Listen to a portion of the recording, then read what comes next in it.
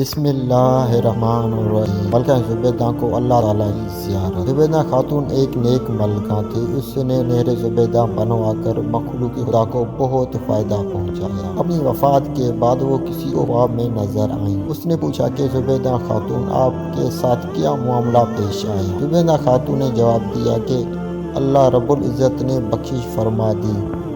خواب دیکھنے والے نے کہا کہ آپ نے شہر زبیدہ بنوا کر مخلوق کو فائدہ پہنچایا، آپ کی بخشش تو ہونی ہی تھی۔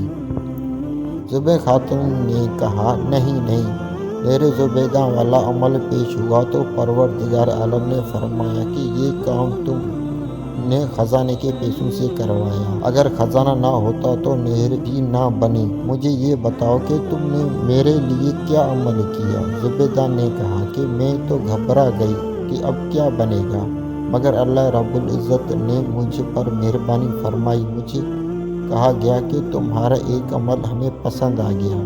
ایک مرتبہ تم بھوک کی حالت میں دسترخواں پر بیٹھی کھانا کھا رہی تھی کہ اتنے میں اللہ اکبر کے الفاظ اذان کی آواز سنائی دی۔ تمہارے ہاتھ میں لقمہ تھا اور سر سے دوپٹہ سرکا ہوا تھا۔ تم نے لقمے کو واپس رکھا، پھر دوپٹے کو ٹھیک کیا، پھر لقمہ کھایا۔ تم نے لقمہ کھانے میں تاخیر میرے نام کے ادب کی وجہ سے کی، چلو ہم نے تمہاری مغفرت فرما دی۔